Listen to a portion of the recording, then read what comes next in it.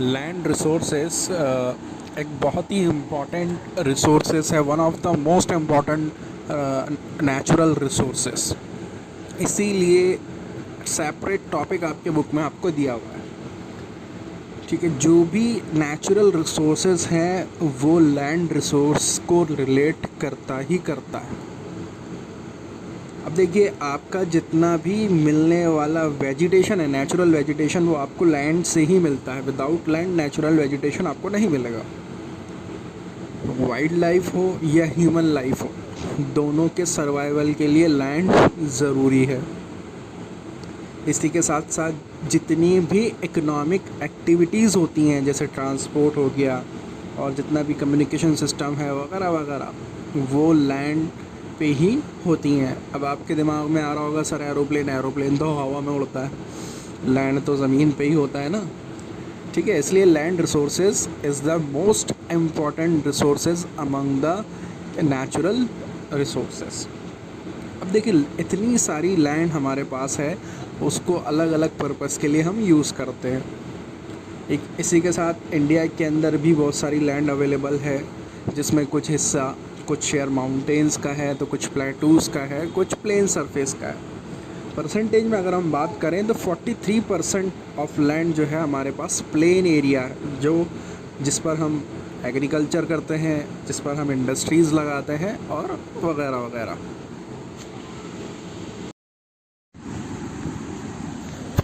हाँ, next point, about 30% of the land is covered by mountains.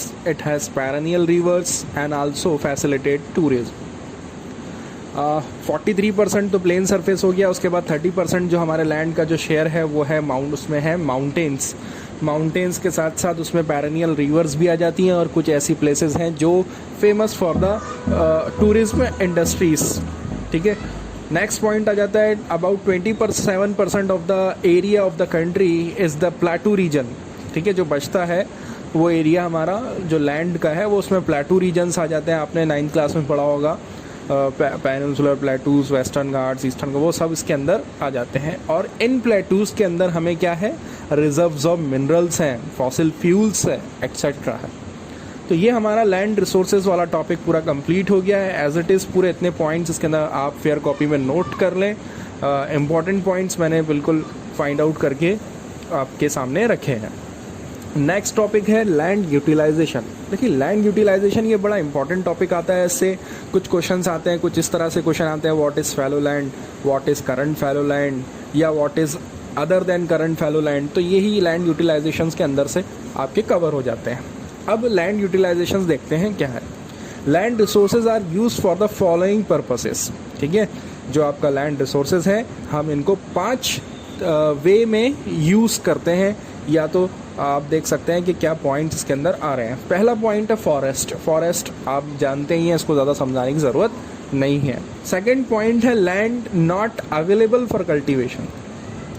जो हमारा land का जो कुछ पार्ट जो है वो कल्टीवेशन के लिए अवेलेबल नहीं है, तो उसमें 2 पॉइंट्स आपके आ जाते हैं, एक बैरन लैंड और वेस्ट लैंड्स, जो हमारे कोई काम की नहीं है। सेकंड पॉइंट आ जाता है land put to non agricultural uses, जैसे वो लैंड जिसे हमने आपके बिल्डिंग बनाने के लिए, रोड बनाने के लिए, इंडस्ट्रीज़ बनाने के लिए या फैक्ट्रीज़ बनाने के लिए हमने यूज़ कर रखा है, वो लैंड आपकी नॉट अवेलेबल फॉर कल्टीवेशन के अंदर आ जाएगी।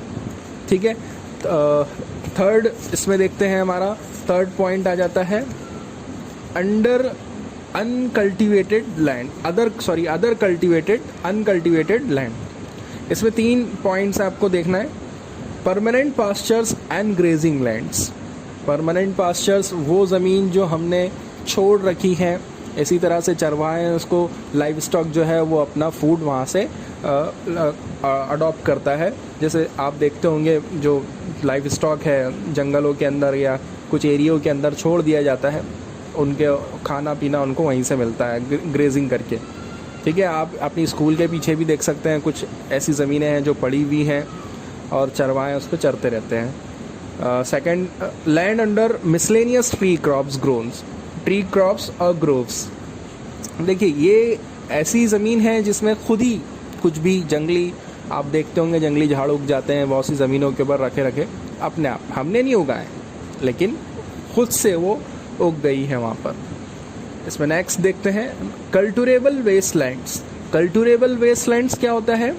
वो ज़मीन जिसे हमने 5 साल फॉर मोर देन 5 साल या उससे ज़्यादा हमने उसके ऊपर खेती नहीं की है।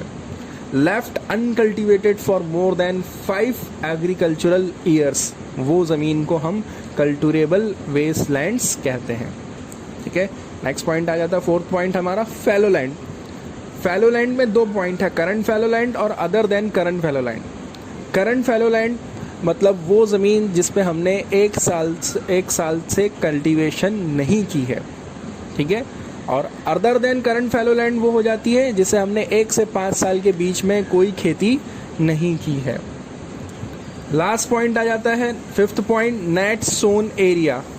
देखिए नेट सोन एरिया क्या होता है? Area sown more than once in an agricultural year called net sown area. मतलब हमने 1 साल के अंदर जितनी ज़मीन को हमने यूटिलाइज किया for the purpose of cultivation, that area is net sown area. इसको हम ग्रॉस क्रॉप्ड एरिया भी बोलते हैं और प्लस नेट सोन एरिया भी हम बोलते हैं। 1 मार्क का क्वेश्चन भी आ सकता है, what is net sown area. ठीक है, वो फिर से समझा रहा हूँ, नेट सोन एरिया क्या है, इम्पोर्टेंट है। वो एरिया जो हमने हमारे देश में हमने जितनी ज़मीन के ऊपर जिस एरिया पे हमने कल्टीवेशन किया है पूरे कंट्री के अंदर, उनका टोटल सम हमारा नेट सोन एरिया कहलाएगा। क्लियर है? ठीक, थैंक यू। नेक्स्ट टॉपिक में मिलते हैं।